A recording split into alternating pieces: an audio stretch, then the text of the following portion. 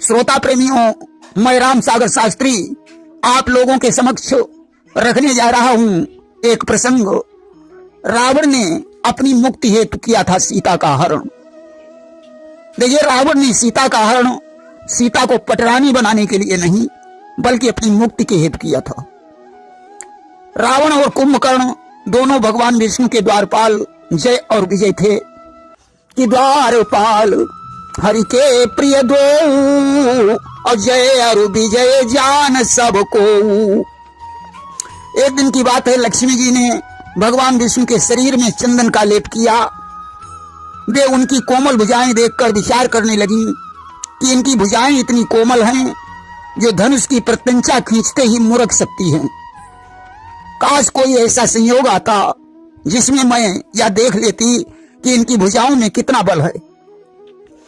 भगवान विष्णु लक्ष्मी जी की भावना को समझ गए। वे विचार करने लगे कि त्रिभुवन में कोई ऐसा नहीं है जो मेरे साथ युद्ध कर सके। जय और विजय ही मेरे साथ टक्कर ले सकते हैं। इसलिए भगवान ने तत्क्षण अपनी लीला रचा डाली। उन्होंने जय और विजय से कहा कि आज जो भी दरवाजे पर आए उसे अंदर मत घुसने देना। इधर भगवान जय विजय को पहरे पर लगाकर विश्राम करने लगे और उधर भगवान की इच्छा से दरवाजे पर भृगुऋषि आ गए। उन्होंने अंदर जाने का प्रयास किया। जय और विजय ने उन्हें रोककर कहा कि आज प्रभु की ऐसी आज्ञा है कि कोई व्यक्ति अंदर नहीं जा सकता है। भृगुऋषि को क्रोध आ गया। उन्होंने जय और विजय को श्राप दे दिया कि पापियों, जरा से पद का मद यह अपने आप टूट जाए। मद रखते हो जिस द्वारे का वह द्वारा स्वयं छूट जाए। कि निश्चर जाई हो तुम दो, जाओ तुम दोनों निशाचर हो जाओ। आज तो वही जय और विजय रावण और कुंभकर्ण बनकर पृथ्वी पर अवतीर्ण हुए।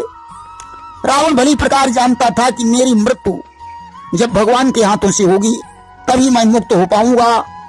एक बार रावण को सनक, सनंदन, सनातन और सनत कुमार से भेंट हो गई। उस समय रावण ने उनसे पूछा कि हे मुनीश्वरों, मुझे ऐसा उपाय बताओ जिससे मैं भगवान विष्णु के हाथों से मारा जाऊं। सनकादि ने कहा कि इसका बहुत आसान उपाय है कि तुम राम की नारी सीता का हरण कर लो। भगवान स्वयं तुम्हें मारने के लिए तुम्हारे घर पर आ जाएंगे। इसीलिए रावण ने सीता का हरण किया। हरण करते समय रावण ने सीता के चरणों की वंदना की। मन महु शरण बंदी सुख माना। जिस समय हनुमान अशोक वाटिका में वृक्ष के पत्तों में छिपकर बैठे हुए थे, उसी समय रावण बहुत सी स्त्रियों के सहित सीता के पास आया, क्योंकि इसने उस रात भयंकर स्वप्न देखा था कि लंका में कोई बंदर आया है और उसने अशोक वाटिका को उजाड़ दिया है, अक्षय कुमार को मार डाला है, लंका में आग लगा दी है। इस स्वप्न को देखकर रावण विचार करने लगा कि मालूम पड़ता है कि अब हमारी मुक्ति का समय सन्निकट आ गया है। अशोक वाटिका में पहुंचकर उसने देखा कि वाटिका सुरक्षित है। तब वह सीता के पास पहुंचा। उसने कहा, सीते, तुम सिर्फ एक बार मेरी तरफ देख लो, मैं अपनी सभी रानियां तुम्हारी सेविकाएं बना दूंगा। कि तब अनुचरी करऊं पन मोरा, अब एक बार बिलोक मम ओरा। देखिए, आंख एक इंद्री का नाम है जिसका काम है देखना। आंख जिस विषय का पान करती है वह है रूप। रूप दो प्रकार का है, स्वरूप और कुरूप। कुरूप को आंखें देखना पसंद करती हैं, स्वरूप को आंखें देखना पसंद करती हैं, परंतु कुरूप को नहीं। देखना शब्द के कई पर्यायवाची हैं, विलोकना, अवलोकना, निहारना, निरखना, चितवना आदि। देखने के तरीके अनेकों हैं, जैसे लजीली दृष्टि से देखना। अगर किसी कन्या को विवाह से पहले उसके ससुर को दिखाया जाए कि पुत्री यही तुम्हारे ससुर बनेंगे, तो लड़की उन्हें लजीली दृष्टि से देखती है। एक होता है असमंजस की दृष्टि से देखना, जैसे किसी पत्नी के पास उसके पति के समान ठीक एक रूप रंग वाला दूसरा पुरुष आ जाए तो पत्नी असमंजस की दृष्टि से देखेगी कि पता नहीं इनमें से हमारा असली पति कौन सा है। एक होता है टकटकी बांध कर देखना। जब कोई किसी पर मोहित होता है तो उसे टकटकी बांध कर देखता है। जैसे कोई सुंदर जंगल या पहाड़ या कोई दृश्य दिखाई पड़ा तो लोग उसे देखते ही रह जाते हैं। एक होता है घृणा की दृष्टि से देखना। जब कोई चीज देखने में पसंद नहीं होती है तो लोग उसे घृणा की दृष्टि से देखते हैं। जैसे रास्ते में हड्डियां पड़ी हैं और दृष्टि तो पड़नी ही है परंतु देखने की इच्छा नहीं होती, परंतु देखने की इच्छा नहीं होती। एक होती है क्रोध की दृष्टि से देखना। जब कोई किसी पर क्रोधित होता है तो उसे गुस्से की दृष्टि से देखता है। एक होता है आंशिक दृष्टि से देखना। जब किसी को इग्नोर करना होता है यानी अनदेखा करना होता है तो उसे आंशिक दृष्टि से देखा जाता है। एक होता है तिरछी दृष्टि से देखना। अपने प्रीतम को तिरछी दृष्टि से देखा जाता है। एक होता है कामुक दृष्टि से देखना, जिस दृष्टि से शूर्पणखा ने राम और लक्ष्मण को देखा था। एक होता है वात्सल्य की दृष्टि से देखना, जिस दृष्टि से एक मां अपने बच्चे को देखती है। इस प्रकार देखने के अनेकों तरीके हैं, परंतु सीता जी के लिए यहाँ हम 3 प्रकार की ही दृष्टियों का प्रयोग कर रहे हैं। प्रेम की दृष्टि, कृपा की दृष्टि और क्रोध की दृष्टि। अगर सीता जी रावण को क्रोध की दृष्टि से देखेंगी तो रावण जलकर भस्म हो जाएगा, क्योंकि सीता जी जब ब्याह कर अयोध्या में आई थी तो कौशल्या ने सीता से हल्दी पिसवाई थी। हल्दी की गांठ पर जब वे सिलवटना मारती थी तो वह उठक कर दूर चली जाती थी। सीता ने क्रोध की दृष्टि से ज्यों उस गांठ को देखा तो गांठ जलकर राख हो गई। उसी दिन कौशल्या ने सीता से कहा था कि बेटी कभी किसी पर क्रोध की दृष्टि नहीं डालना। अब अगर रावण को कृपा की दृष्टि से देखती हैं तो रावण लोकपाल बन जाएगा और लोकपाल किसी के हाथों से मारा नहीं जा सकता। गोस्वामी तुलसीदास जी ने लिखा कि लोक पहुई बिलोकत तोरे और तुही सेवत रिधि सिद्धि कर जोरे। गंगा जी ने सीता जी से कहा था कि तुम जिसे कृपा की दृष्टि से देखोगी वह लोकपाल बन जाएगा। आज सीता जी सोचती हैं जब रावण मारा नहीं जाएगा तो फिर इसका उद्धार कैसे होगा। अगर हम इसे प्रेम की दृष्टि से देखते हैं तो यह दृष्टि पराये पुरुष पर डाली नहीं जा सकती। इससे पातिव्रत धर्म नष्ट हो जाएगा कि प्रेम दृष्टि डारऊ यही अंगा तो तुरंत हो ही पातिव्रत भंगा। अब वे रावण को किस दृष्टि से देखें। आज सीता जी ने एक तिनका उठाया और उसकी तरफ देखकर रावण से बातें करने लगी कि त्राणधारी ओट चाहती वैदेही और सुमिरी अवधपति परम स्नेही। तिनका की उत्पत्ति भूमि से हुई है और सीता जी भी भूमि की पुत्री है, इसलिए तिनका सीता का भाई भी है और घूंघट का काम भी कर रहा है।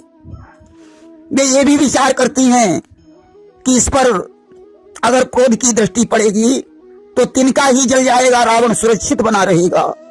आज तो उन्होंने प्रेम की दृष्टि को ही प्रमुख मानकर रावण से कहा कि खल नहीं सुधी रघुवीर बाण की। रावण से कहती है सीता कि तुझे रघुवीर के बाण की याद नहीं है। रावण क्रोधित हो गया। रावण ने कहा सीते मैं तुझे जान से मार डालूंगा, तुमने हमारा अपमान किया है। आज तलवार लेकर सीता को मारने के लिए दौड़ा। मंदोदरी ने हाथ पकड़ लिया। रावण बोला कि मैं तुम्हें 1 महीने का समय दे रहा हूं, अगर तुमने हमारी तरफ नहीं देखा तो मैं इसी तलवार से तुम्हारा शीश काट डालूंगा। एक दिन रावण ने राम का माया द्वारा शीश बनाकर सीता को दिखाया और कहा मैंने राम का शीश काट लिया है। सीता जी दुखी हो गई, परंतु उन्होंने रावण की तरफ फिर भी नहीं देखा। रावण तो यही सोचता था कि इस तरीके से राम शीघ्र आ जाएंगे और मैं इस निशाचर योनि से मुक्त हो जाऊंगा जनकपुर में रावण गया था, मगर उसने धनुष को हाथ नहीं लगाया था कि रावण बाण छुआ नहीं चापा, अवारे सकल भूप करि दापा। उसने राम के मस्तक की रेखाएं देखकर बताया था कि हे राम, तुम्हारी मस्तक रेखा बता रही है कि इस धनुष को तुम ही तोड़ोगे और सीता का विवाह भी तुम्हारे साथ होगा, परंतु गृहस्थ जीवन का सुख नहीं लिखा है। अतिशीघ्र ही तुम्हारा वनवास होने वाला है। वनवास जाते समय तुम्हारे पिता की मृत्यु हो जाएगी। मैं तुम्हारी पत्नी सीता का हरण करके लंका ले जाऊंगा। मेरी मोक्ष की पिटारी तुम्हारे हाथों में है। मैं आपको निमंत्रण दे रहा हूं कि मेरी मोक्ष की पिटारी को लेकर लंका में आ जाना और मेरा उद्धार अपने हाथों से करना। कि हे राम, निमंत्रण देता हूं, सीधे गढ़ लंक चले आना। मेरी उस मोक्ष पिटारी को हे धर्मधुरीन साथ लाना। भगवान राम ने हंसकर कहा, लंकेश, मुझे तुम्हारे ही कारण पृथ्वी पर मनुष्य के रूप में अवतार लेना पड़ा। कि लंकेश, तुम्हारे ही कारण मैं इस भूतल पर आया हूं। अंशों के सहित जन्म लेकर दशरथ नंदन कहलाया हूं। युद्ध के समय रावण राम को देखकर प्रसन्न हुआ और कहने लगा, राम, स्वयंवर में तुम्हें देखा था, आज वनवासी वेश में देख रहा हूं, क्या आप वही राम हैं? कि बोला, क्या तुम ही अवधपति हो, क्या तुम ही जानकी जीवन हो, रावण से रण करने वाले, क्या तुम ही कौशिला नंदन हो। रावण ने कहा, लंकेश, मैं वही राम हूं। तुम्हारा उद्धार करने के लिए आज मुझे लंका में आना पड़ा।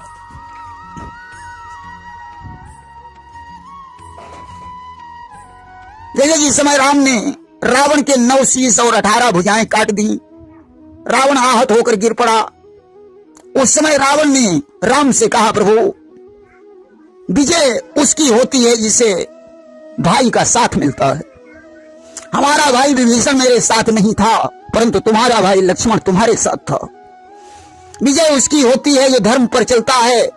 तुमने ऋषिमुनियों की रक्षा करके धर्म किया है, मैंने ऋषिमुनियों को सताकर अधर्म किया है। और विजय उसकी होती है जो पराई स्त्रियों की इज्जत करता है। तुमने पराई स्त्रियों की इज्जत की है और हमने पराई स्त्रियों का हरण किया है। विजय उसकी होती है जो एक पत्नी व्रत वाला होता है। तुम्हारी एकमात्र पत्नी सीता है, परंतु हमारी हजारों पत्नियां हैं। विजय उसकी होती है जो अपनी पत्नी की सही सलाह मानता है। तुमने अपनी पत्नी की सही सलाह को माना है, परंतु हमने अपनी पत्नी मंदोदरी की सलाह को क्षण क्षण पर ठुकराया है। विजय उसकी होती है जिसे अहंकार नहीं होता। आपको कोई अहंकार नहीं है, परंतु मैं बहुत बड़ा अहंकारी हूं। और राम, विजय उस राजा की होती है जो मंत्रियों की सही सलाह मान लेता है। आप अपने मंत्रियों की सलाह मानते रहे, परंतु मैंने माल्यवंत जैसे बूढ़े मंत्री की सलाह को भी नहीं माना। विजय उसकी होती है जो भला काम पहले करता है। आपने हमेशा भला काम पहले किया है, परंतु मैंने भले काम को छोड़कर पहले सीता का हरण किया है। अगर आपके पास विभीषण नहीं होता तो शायद आप मुझे मार भी नहीं पाते, परंतु इतना होने के बाद भी विजय मेरी ही हुई है, क्योंकि मैंने अपने जीते जी तुम्हें अपनी लंका में पैर नहीं रखने दिया, परंतु मैं तुम्हारे जीते जी तुम्हारे लोक को जा रहा हूं। इतना कहने के बाद रावण ने भगवान राम को मन ही मन प्रणाम किया। राम ने उसकी शेष दोनों भुजाएं और शीश काट दिया। रावण का प्राणांत हो गया। प्रेम से बोलिए वृंदावन बिहारी लाल की जय।